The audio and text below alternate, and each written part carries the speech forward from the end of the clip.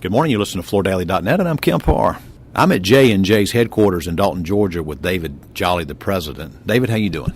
Doing fine, Kemp. Appreciate you being with me today. It's good to be with you. So this company, J&J Flooring, is celebrating 60 years since its founding. Got started in 1957, and actually in 1957, you were in the residential rug business, right? That's correct. The company started as Dalton Cone Company in 1953 with my grandfather, and he took cones of yarn, stripped the yarn off, and repurposed the cones and sold them back in the textile industry. And in 1957, Tom Jones, who was working with International Harvester, came by to sell my grandfather a truck. And by the time the sales meeting was over, they had started a new company called J&J Rugs, Jolly and Jones, and they had abandoned the cone business and gone into the rug business, scatter rugs, etc., and that's what they did for the first 10 years. Well, and look at all the changes that have happened. You now are a noteworthy player in mostly the modular tile business, focused in the commercial market. Floor Focus did a article on the 50th anniversary back 10 years ago, and to look beyond that, in the last 10 years a lot's changed, and 11 months ago the ownership changed, and Bob Shaw and Engineered Floors bought this company, right? That's correct, and that was obviously a big event for J&J. As we said, we were privately held for 59 years, and now we're still privately held, just a different family involved, but the merger with Engineered Floors was obviously a big thing, and something that if we went back 10 years ago and you and I were talking would not be something that I would have seen coming down the horizon. But it has been a very good merger and strengthening, and as you said, we are very focused on the modular carpet market. We still do broadloom, but modular is our focus, and with the Engineered Floors acquisition, we're going to be able to do even more things to significantly grow our modular efforts. Well, what's refreshing about this acquisition of 11 months ago is Bob Shaw and Engineered Floors has allowed you to continue to focus on your business, and almost similar to the way Warren Buffett's done with Shaw Industries, he's kind of left you alone and allowed you to continue to focus in what you do best, right? That's right, Kemp. It's very refreshing, and I think that's the great thing with Engineered Floors. They were a residential company. So when they acquired J&J, there was no, hey, we've got these same assets, we got these same salespeople, let's consolidate, let's get rid of. It was truly additive for Engineered Floors, and it was an area that they were not strong in, focused in, adept in through assets and technology. So they've got us, and we are their commercial division, and they do overall leave us alone and let us focus on that. They obviously expect us to do a very good job and are helping hold us accountable, which I think is a very good thing. And then, like I said, providing a lot of investment, because Mr. Shaw wants to grow his overall business, which he's done a remarkable job at Engineered Floors, but that includes the commercial side as well. You know, when we did this article 10 years ago, I asked your dad, Jim, if he'd been approached before to be acquired, and he said, yeah, many times. And I'm sure when all this came down 11 months or so ago, probably one of the reasons that these two companies came together is because of their almost a cultural focus on people and product and community and spiritual. I mean, both Bob Shaw and the Jolly family run businesses the same way, don't they?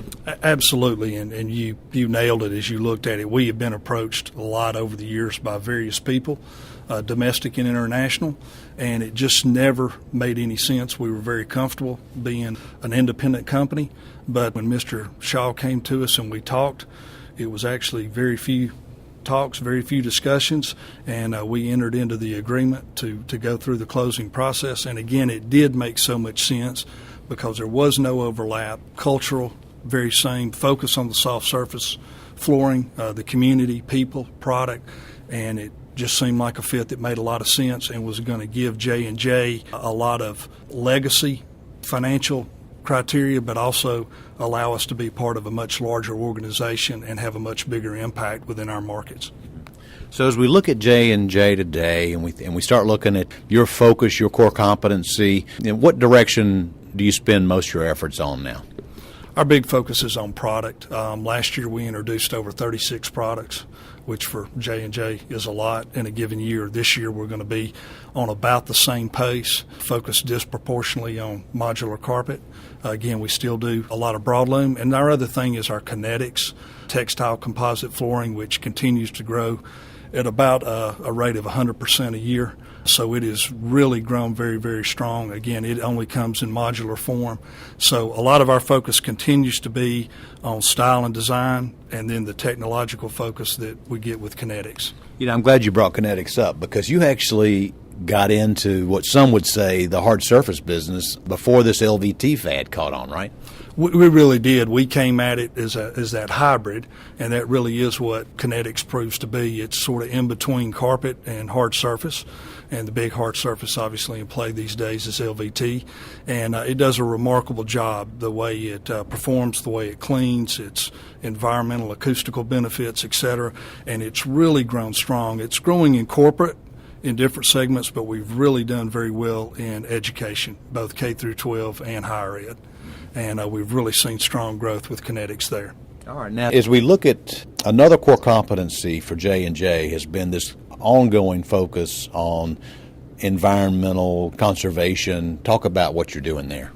Yeah, we've been working on that. We started back in the early 90s. We've done a lot of things, and it's really helped make us, I'll argue, more successful. As you know, raw material is the dominant expense in commercial carpet, and we've done a lot of things that really have helped us reuse, reduce the amount of material. We really cut down on waste, and one of our big things, we've done a wonderful job on nylon fiber and primary backing, etc., but the overall waste stream, we were still generating a fair amount of waste after all of those efforts that we were sending to the local landfill. So about 3 years ago, we finally achieved our zero waste to the landfill goal, and that's something we're very proud of. We just were recertified, I believe, for our third year in that endeavor, and we've worked very, very hard to minimize all of our waste, and we are ISO 14001 certified, which is an environmental management program that permeates throughout our organization, and we were just recertified under the 2015 standards, which are the newest,